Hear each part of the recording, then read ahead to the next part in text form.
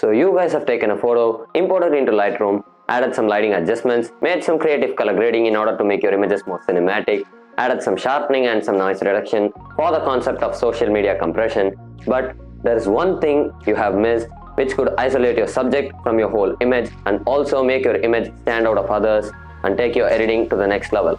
So today we'll be taking a look at vignetting and some of the knickknacking tools present inside Lightroom Mobile, which could take your images go from this to this all within few minutes. So without further ado, let's go.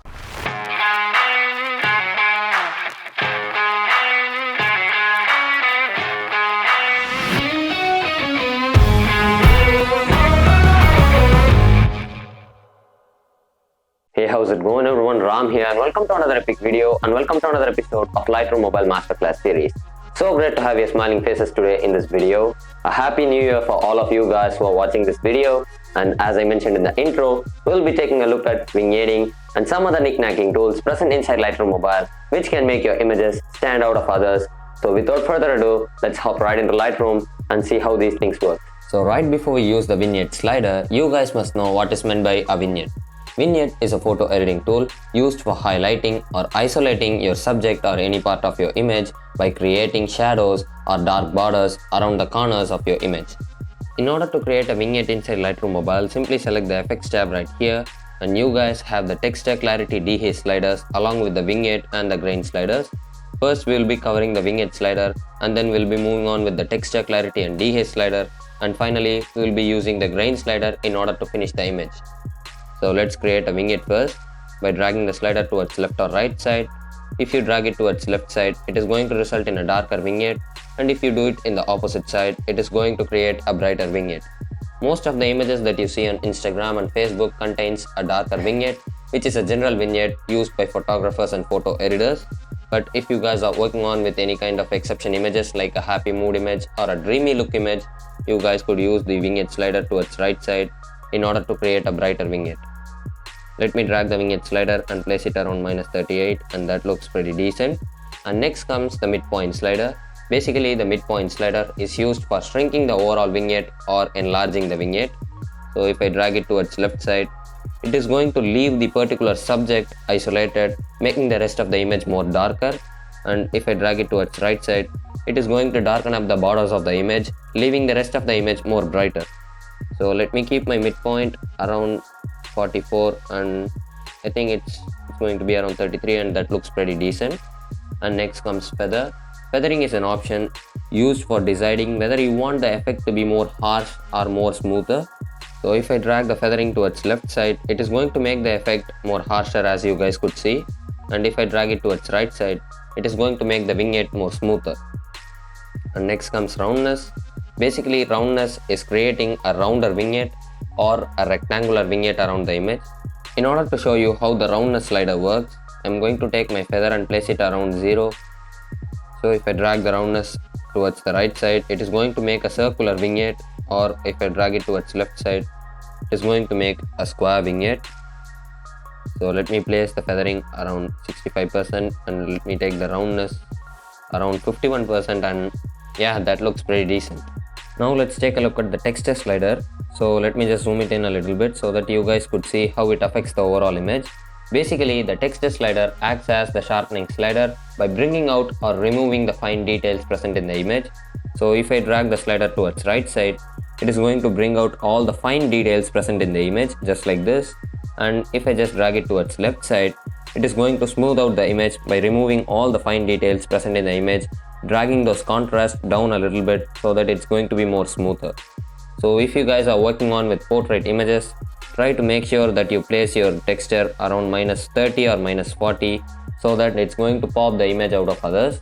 And if you guys are working on with landscape images, you guys could crank up the texture towards 100% on the right side so that it is going to bring out all the details present in the image. And next comes the clarity slider. Basically the clarity slider is also like the texture slider and the sharpening slider, but the clarity slider is going to affect the edges of the image by increasing the contrast, making the image more crisper and cinematic.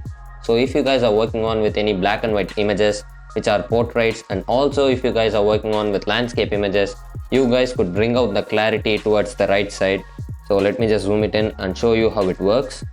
So if I drag it towards right side towards 100, you guys could see it's adding more contrast and it's going to make the edges more sharper and more crisper.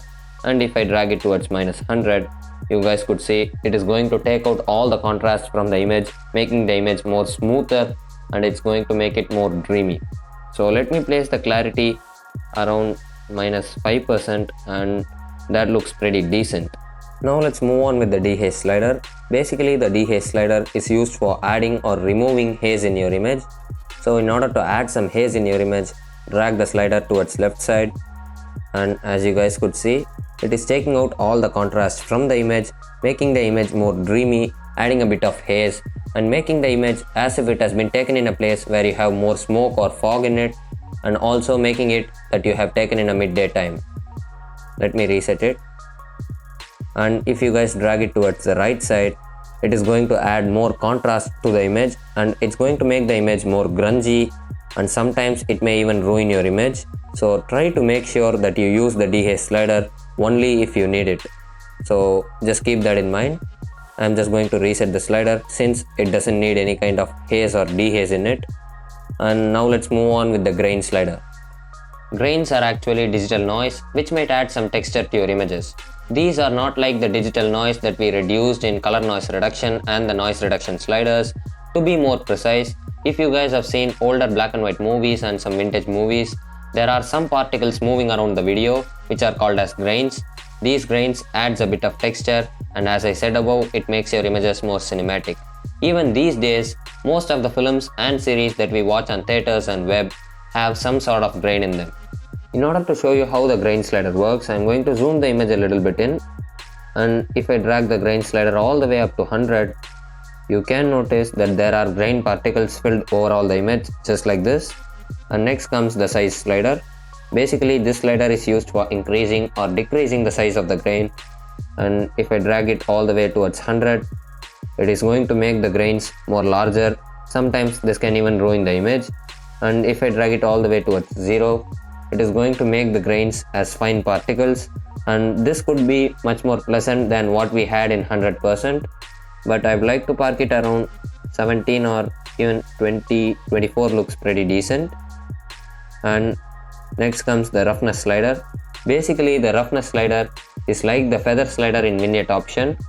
This is going to decide whether you want a harsher grain or a smoother grain. So if I drag the roughness all the way up to 100, it is going to result in a harsher effect, and if I drag it all the way towards 0, it is going to result in a smoother effect, but I would like to keep it around 30 or 33, and that looks pretty decent. So this is how the grain slider works. Since I don't want to have grains in my portrait images, mainly if I am making a particular look, I would not use the grain slider. So I'm going to reset all the sliders just like this. And if you guys are working on with landscapes and also portrait images with black and white effect, I highly recommend you guys to use the grain slider. And that's how the grain slider works. Be pumped up for the next tutorial where I'll be teaching you guys how to export images and presets from Lightroom Mobile in different formats, which might even improve your workflow. So let me go with some final thoughts. So that is pretty much for wrapping up today's video. If you guys like this type of content, make sure that you comment below, and if you guys are new for the channel, consider subscribing and turn on notifications. I guarantee you that you will not regret it. Follow me on Instagram and also on Twitter. The links are in the description, so kindly check it out, and I'll be meeting you guys in my next video.